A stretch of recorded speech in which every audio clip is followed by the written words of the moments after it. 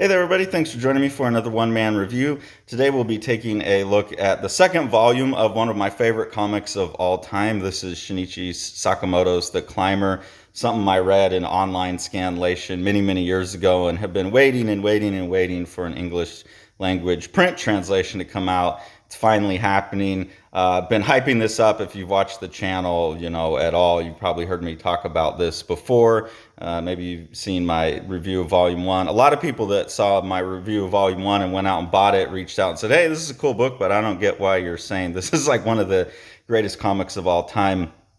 I think Volume 2 starts to show that a little bit more.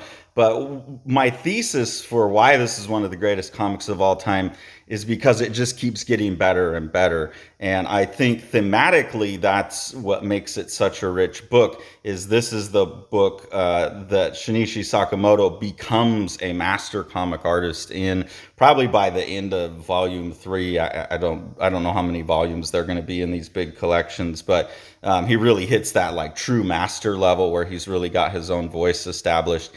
So part of what makes this such a great book for me is it's about the main character becoming like one of the greatest mountain climbers of all time. He's climbing his own personal mountain, and I believe that thematically it's very focused in the story on that idea of pushing yourself to your absolute limit and becoming a master of the thing you're passionate about. So it's really cool to see the story sync up with the career arc of the creator, where you just watch the creator, like you think, man, this is getting so good, and then he just gets better and better.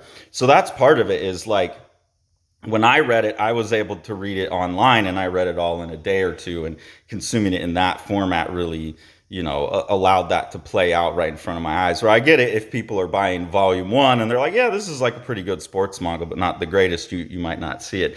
So even though normally I don't do reviews of manga past the first volume, because I love this one so much and because I want people to see it all the way to the end, but they may not be willing to go buy it because they're like, yeah, the art's pretty good. I want people to see that development. I want to be able to talk about it because I love it so much. So let's jump into Volume 2, where we're picking up now. Basically in Volume 1, we're introduced to the main character, Buntaro Mori, who's a high school student, and he's starting to get into climbing and then mountain climbing. And he's a real loner, and he wants to be off on his own climbing mountains. He doesn't like being part of a team. So in this volume, he takes off to go climb a large mountain on his own. He's going to attack the Yatsugatake, and he's going up just to climb the mountain, not realizing that a blizzard's coming. And on this page, you can start to see some of the really amazing background art that Shin-ichi Sakamoto, and I'm sure his team of assistants, was producing when it comes to drawing the mountains. This is one of the things that absolutely boggled my mind, is it looks like these are photo referenced. Obviously, they're probably some adjusted photo with some drawing and tone on top, typical in manga. But as the series goes, the dynamism of the shots they get is so crazy. It's like, were they actually going up on mountains with drones and getting these shots? I don't know. So he's able to bring a certain level of realism and believability, but also eventually, especially as it goes on, some dynamism. But really beautiful scenes of mountains. I know I've also reviewed the Jiro Taniguchi's Summit of the Gods, and that's something Shin-ichi Sakamoto talks about as one of the great mangas that inspired him. But I believe this book is even better. The art's even better. It's got a wider range of tonality and stuff. The details are even more realistic, and you can kind of get a sense of that on this page here. So Buntaro Mori is going to climb this, and of course you can see there's this like flash blizzard coming in here. You get some really stunning imagery here. You can see Shin-ichi Sakamoto starting to really develop that more realistic style that he has.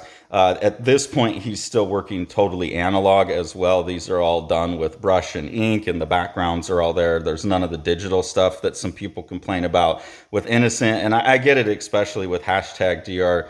The #Dracula book, there's a lot of really digital looking stuff. And this one, it's all analog. And you can see him starting to develop that finer line that he has in the more realistic, detailed eyes and these expressions, but also these intensity of like, oh my God, this avalanche is coming down on me. I'll also say that this volume has a scene in it that's the only time ever reading comics. I'm not going to show it because I don't want to give away, but the only time ever reading comics where I've turned the page and actually said out loud, "Oh shit!"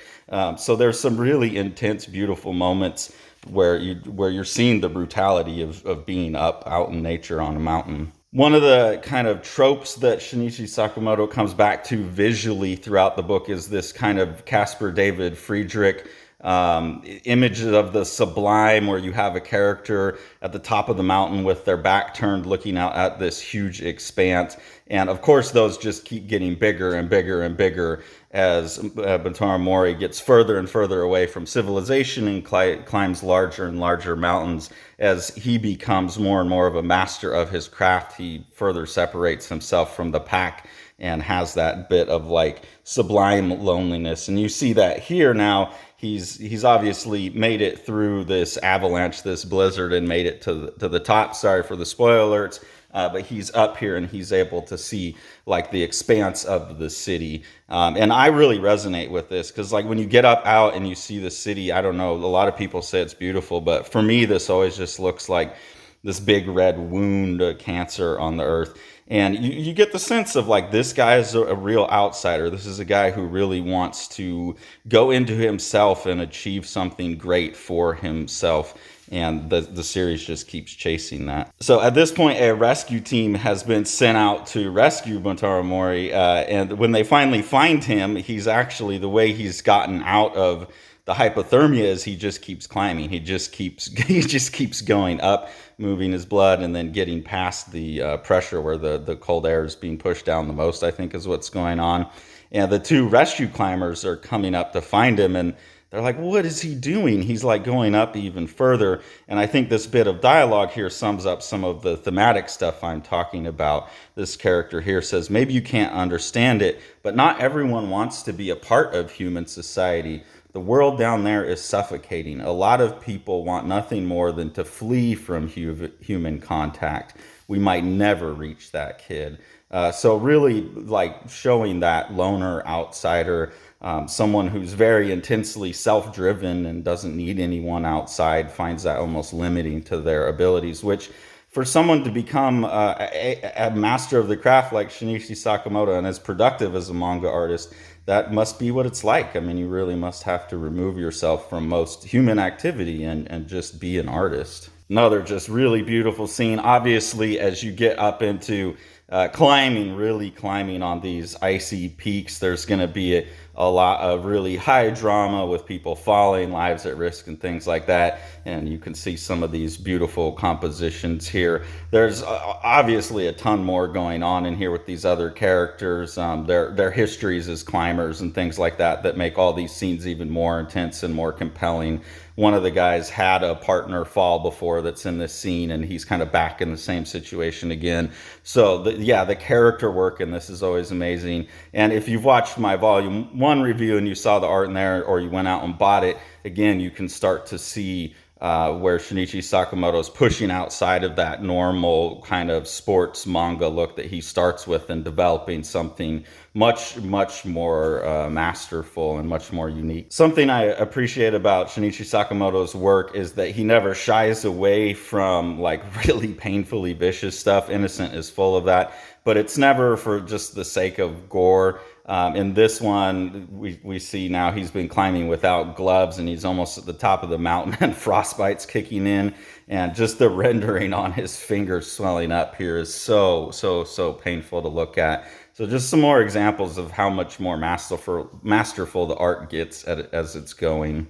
Just another, there's tons of images like this throughout the book I could have picked. I really like this one though. It's showing like the kind of special skill that Mori has as a climber, where he can look at the mountain and plan his way up and see the route, and kind of showing that. This is also where Shin-ichi Sakamoto starts to allow some of the more surreal psychological elements into his art, which I think is one of the things that makes his art really interesting and particular to him. And that also increases as the book goes, where as you get a character out on their own, in a bivouac at the top of a mountain, you got to go in their head to make it interesting. So this is kind of the first example of that stuff. And you show when someone finally takes some risks and stretch out and do what they want to do rather than when what they think is going to sell. And I've heard Shin-ichi Sakamoto talk about this, I think probably on the Manbin episode. Once he leaned into doing what he wanted to do visually, then he started to see some real success. And again, this is just beautiful art. When I was working on Strange Death of Alex Raymond was when I was consuming this, and I will fully say that a lot of the really fine brush inking I was doing, especially around the eyes and stuff, was super inspired by Shin-ichi Sakamoto. I know that's not what the project was about, but it was hard to read this and not try and apply some of those techniques. In this volume, then, there's a big time jump, and this is something Shin-ichi Sakamoto is totally comfortable with. It's something I really like about manga that we don't get as much in a lot of the Western books that I read, is these real big time jumps. So now we're jumping forward quite a bit in time. He's graduated high school, and he's just working in a warehouse. This is 2 years later. And now he's just working and saving up money to try and go on a trip. So work, and this is kind of how I do my life too. Work is only there to pay the bills and get the things I want, and then try and buy me as much free time as I can to make art. You see that Mori has chosen a job also that's beneficial to him. So he's working at this warehouse that has a freezer, and he'll go in and do cold training. I think that's a really important thing for any person who really has a dream as well. Try and find a job that pays the bills that also somehow supports your dream. For many, many years, I was a picture framer for Michaels and Joanne Fabrics and things like that. I still got to work with art. I got to work with design. I got to build things with my hands. I got to apply my ideas about, design and color choices and stuff to helping customers design. I was in art stores, all that kind of stuff. And obviously now I teach art. So I've still been able to, even though I'm not making art all the time, I've still been able to construct my life around art. And Mori is doing that here as well to the extent that he can. And this is also showing the process of that. When you start out on something, you're working at Michael's or Joanne, you're working in retail, then you do that, you get your degree, and you go on and you become a teacher. So it's not just about climbing the mountains in the book. It's about, the life of someone who has a dream, climbing the mountain towards that dream slowly, painfully, step by step, super painfully, slowly, painfully, step by step, up in the worst conditions. This now, as we're getting to the end of this second volume, which is really probably the end of volume 6 and the small tankobons, you can see Shin-ichi Sakamoto starting to come in to his own here as a fully almost photorealist type artist with some manga stylizations. But especially when you can't see the figures' faces, these are just these amazing kind of photorealistic drawings here, figure and background. Super inspirational stuff. The compositions are always stunning too. That's the thing that really gets me, is the sense of grandeur and space and depth in the compositions. So for people who are a little skeptical about volume 1, maybe give volume 2 a try. And by the end of it, you'll really see where this is going. Now, there are some parts still, when we come back to reality, that I think his figure work is still, kind of coming together in this volume.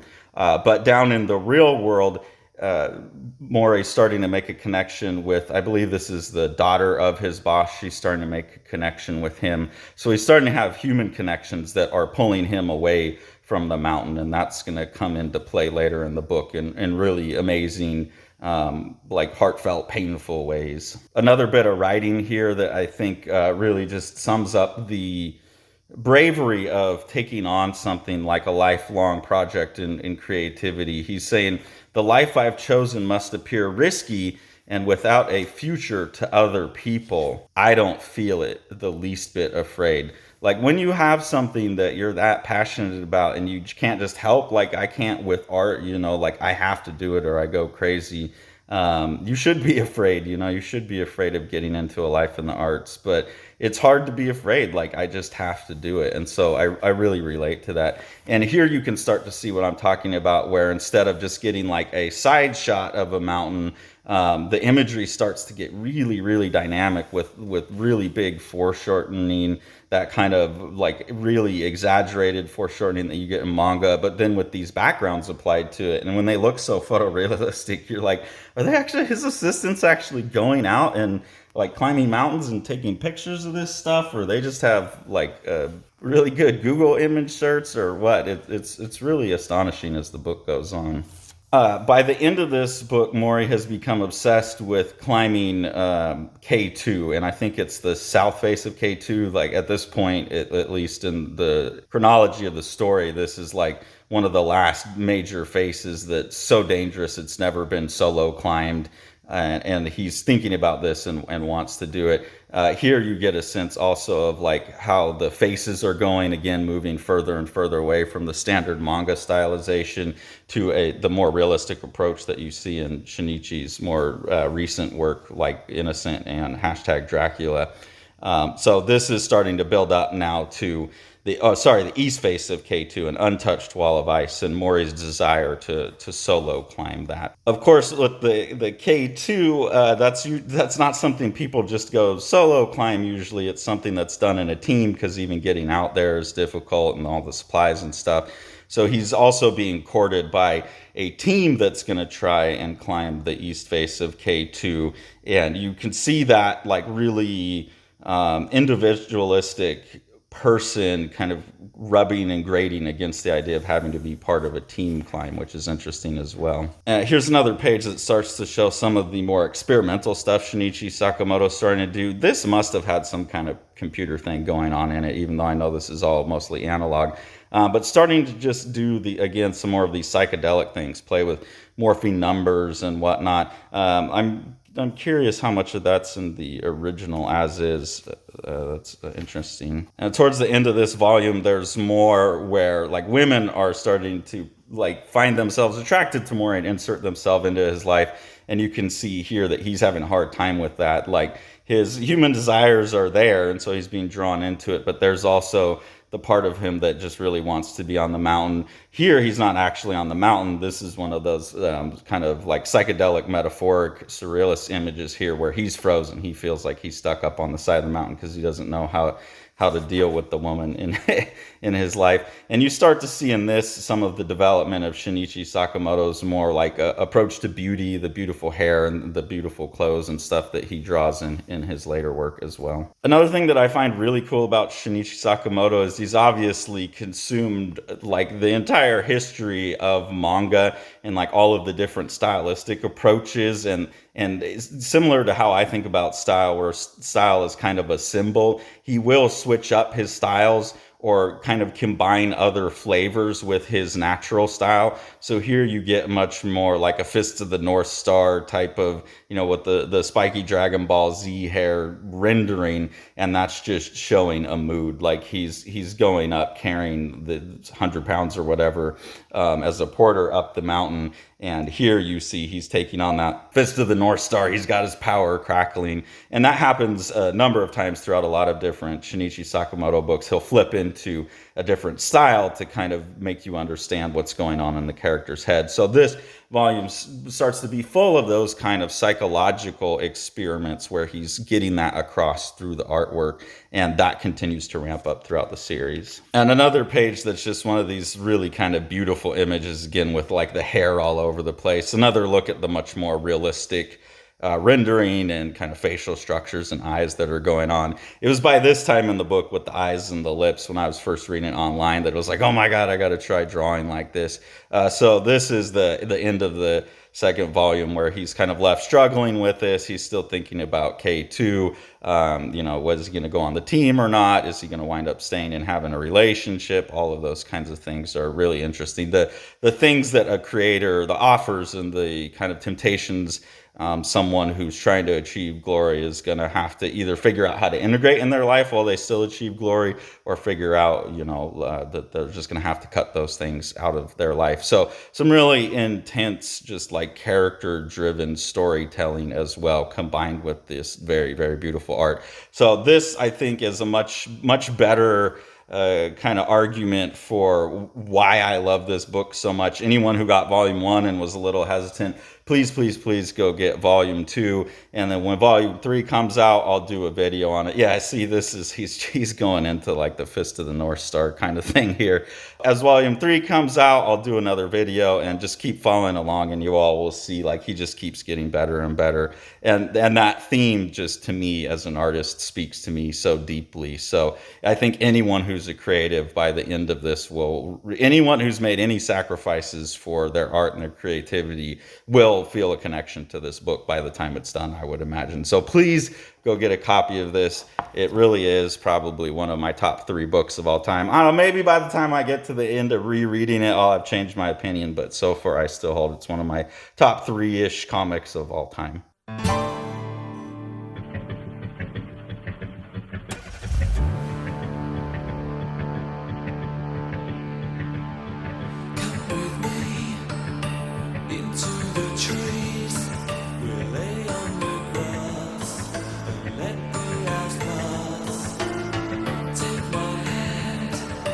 Back to the